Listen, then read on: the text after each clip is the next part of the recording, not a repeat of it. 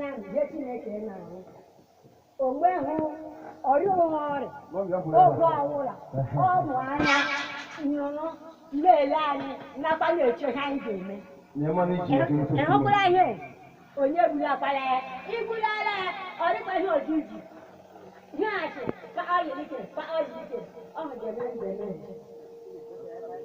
ahụrụ m anya were kere achị ama ewere hụrụ ya aga okonye ahụ tiri oke akpọtigara m oke kpatuo ya tabụl mana kumakwanisha Chineke nna asa mgbe ekekọrọ hụsịa mgbaga masị n'ima baa na sinima ahụ anụ m nga na-eme ekpere ya Chineke ma kpọọ ya anya mmiri aka ma anya chia oke ndị iri mmiri Chineke ikiri ibe ihe ọma ọyere ọhịa onye ji ochie eze jefụa aga m emeri ike mmụọ ọjọọ ike ekwesị ọnwụna aga m emeri ya mebido na-eme ekpere na-agba ihe na-eme ekpere na-agba eliti eyi ihe ahụ ike nwa chekụrụ ihe chekụrụ gbagide ya ya bụkwa agụ ya bụ ama ewere ọzọ nkịtị ma oke ga-enọ ga ihe ma n'ike ya gbama ya nwaanyị agba ya ihe mma gbachara ya ma chechi abụọ ya ama ekpere mbara ya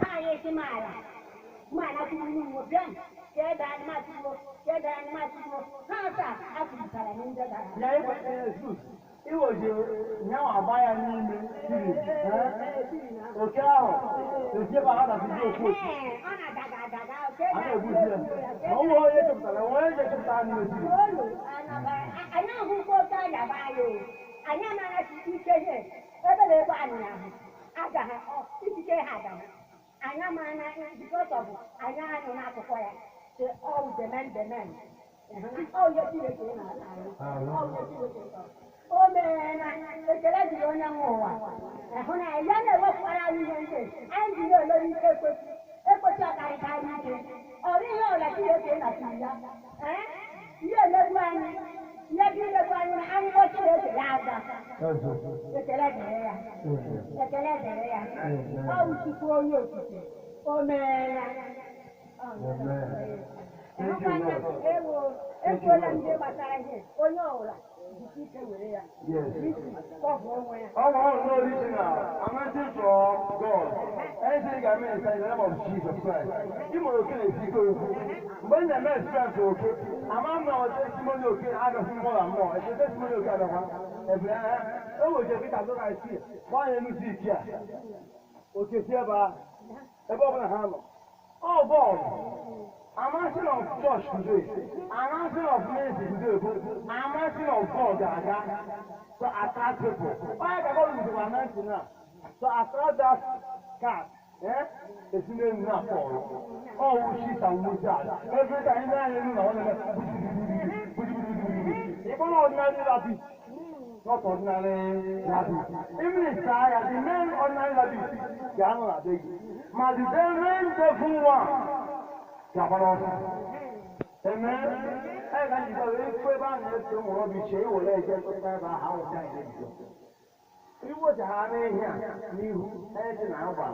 That's an hour saying it from paying around. That's nice. So many places in the congregation in I around and break you will give you. Nimana, they will do your address. You don't believe about what I like. One I tell you. First thing they are waiting with business. God is first before you are another. That's what I remember how they do. I don't need to the prophet. I'm a prophet, right? We're a prophet in the way. If we have don't know that. I want to leave that in here.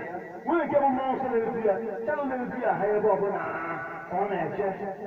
I don't know what is a quack. You know who's going to make Kaya?